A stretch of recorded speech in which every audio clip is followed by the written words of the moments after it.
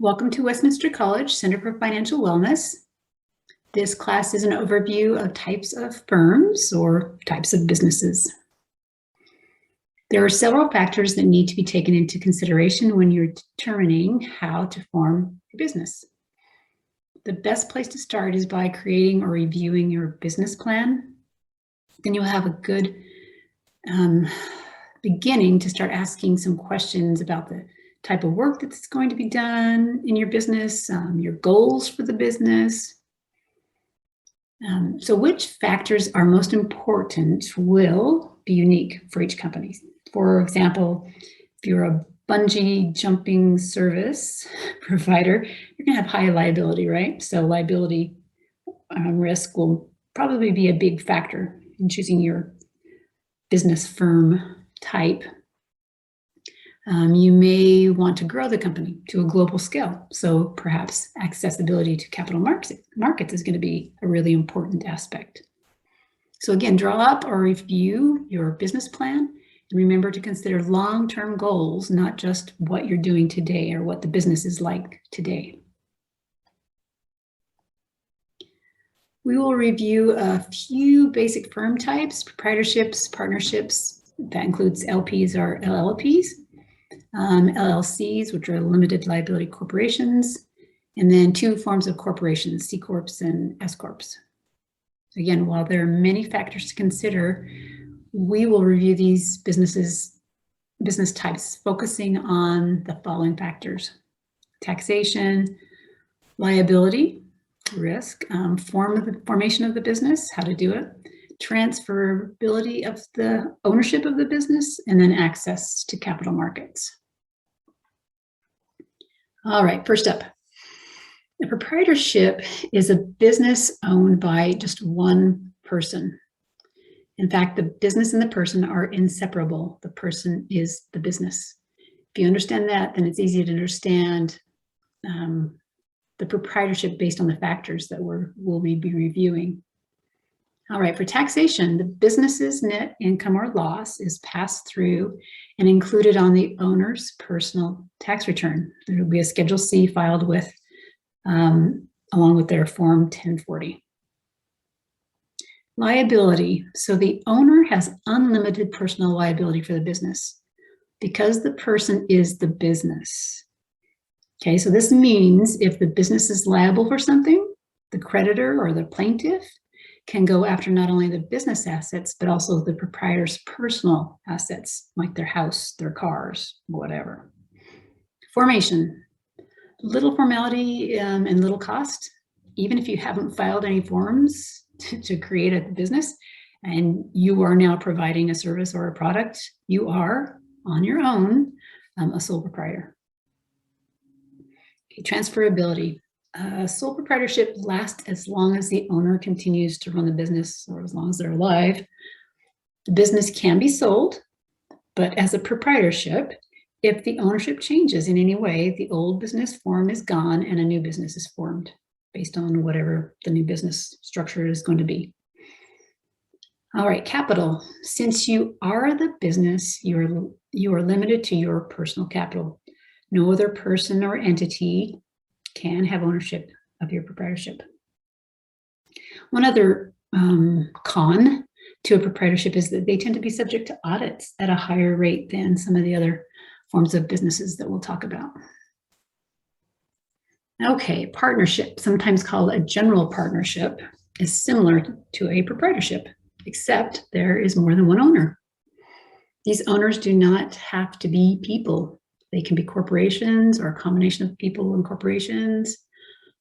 Okay, similar to a proprietorship, the partnership is not a separate entity from its owners. So we have some of the same risks and benefits as a proprietorship has. Since there is more than one owner, it is important to create a partnership agreement. This is a document that lists out important aspects of the company. So topics like management responsibility, as well as profit distribution and expense allocation between the partners, is spelled out. All right, taxation. We have pass-through taxation for partnerships too, basically. The partner's share of the business income or loss is included on the partner's personal tax returns. And then if there's a Form 1065 that will be filed by the partnership to the IRS to report the partnership's profit and loss. But taxation is through the partners themselves. Liability, again, each owner has unlimited liability, personal liability for the business. Just like for proprietorship, the owner's personal assets can be used to remedy a lawsuit or pay debts. Formation, little formality and little cost, but again, a partnership agreement is advisable and sometimes required, depending on the state. Transferability, a partnership lasts again as long as the partnership partners continue to run the business. The partnership agreement should cover how the business continues if a partner exits, or if our partner dies, or if another partner is going to be accepted. Sometimes all partners have to agree to changes, and so that makes this transferability somewhat limiting. Access to capital is limited to your partners. Okay, limited partnerships or limited liability partnerships, LPs or LLPs, they're kind of similar. Okay, LPs and LLPs have general partners and limited partners. The general partners are just the same as the partners in a general partnership. The limited partners are different in that they are not personally liable for business liabilities. Okay, some states only allow specific types of companies to form as an LLP, like law firms, things like that. So you have to look into that. And again, a partnership agreement is essential when creating a limited partnership. Who manages what, how distributions are made, etc. Okay, taxation. Each partner will include their portion of the business's net income or loss on their personal tax returns. And then an annual information form for the partnership is filed with the IRS again. Liability. General partners have unlimited personal liability, just like proprietorships and partnerships. The limited partners provide capital and have liability limited to the amount of capital they've provided. So their personal assets are not at risk. These limited partners cannot participate in managing the business though. Okay. Formation of an LLP or LP requires some filings with your state, but relatively simple. Transferability, the partnership again lasts as long as the partners continue running the business. The partnership agreement should cover how the business continues when partners are exiting or new ones are being accepted. Capital is again limited to the partners. Okay, an LLC, a limited liability corporation. Okay, it's similar to a corporation in some ways, while similar to a partnership in other ways. An LLC is considered a type of unincorporated association. It is not a corporation. Similar to a corporation, though, owners have limited personal liability for the debts and actions of the LLC. Owners of an LLC are called members. Since most states do not restrict ownership, members may include individuals, corporations, other LLCs, and foreign entities. So, all right, taxation. An LLC can choose how the members are taxed, like a proprietorship, a partnership, or a corporation. The default is that it will be taxed like a partnership. So again, business income passes through the business to the LLC members who report their share of the profits or losses on their individual tax returns. Each LLC member may be required to make quarterly estimated payments. And then again, the LLC business itself files an information return. Liability. Members have limited personal liability for the business's debts or lawsuits. Creditors and plaintiffs usually cannot reach the personal assets of the LLC owners, except in cases of fraud or illegality. Formation. The formation of an LLC requires a filing, usually called articles of incorporation within a state. Transferability. There are varying rules per state. But in general, LLC members' status is not transferable, and an LLC may be required to dissolve with the exit of members, but it kind of depends. Capital, okay, limited to members, but there are no limits on the number of members or what type of entity those members are, as we talked about earlier. Okay, S Corp.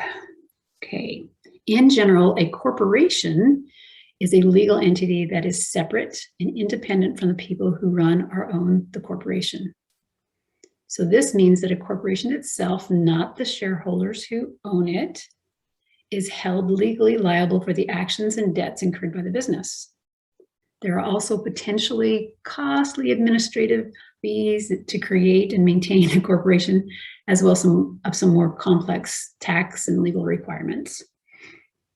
So an S Corp is a corporation. Taxation.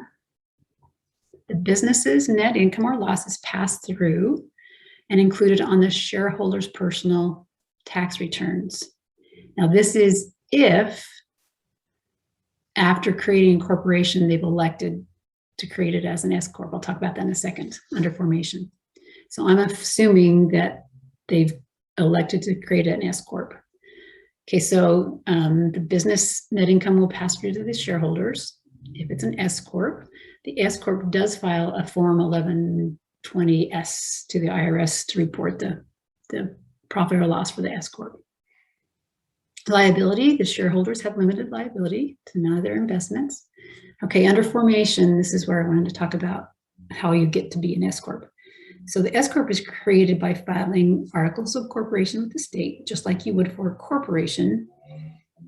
And then you file another form called 2553 to be treated as an S Corp. And by doing that, that changes the taxation for the corporation to pass through. So the corporation, as a legal separate entity, does not cease to exist if one or more of its owners die. So remember, a corporation is a separate legal entity. So that's going to impact our transferability and our capital. So transferability, ownership of the corporation can be transferred by sale of stock. So like additional stock can be added either by the corporation selling more stock or by current owners selling some of the stock. Okay, access to capital markets. It's expanded to the public through the sale of stock, but there are some limits. You can have up to 100 shareholders. They have to be US citizens, and there's a couple other things, I think. Those are the big ones. And also the owners cannot be an LLC, a C Corp, an S Corp, or a corporation or a partnership. C Corp. All right. So again, as we talked about with the S Corp, a corporation is a legal entity that's separate and independent from the people who run and own it, right? And the owners are called shareholders. Didn't mention that with the S Corp. So you start an S Corp and a C Corp the same way. You just make a special election to become an S Corp. If you don't become an S Corp and you're a C corporation, just a normal corporation, you're going to be taxed like this. For federal income tax purposes, a C Corp is recognized as a separate tax-paying entity. So this corporation pays corporate income tax on any corporate profits, so their business profits. The individuals who own the corporation will pay personal income tax on any corporate profits that are distributed, so dividends, by the corporation to the owners. So if the C Corp doesn't pay dividends, then the owners won't pay taxes on that.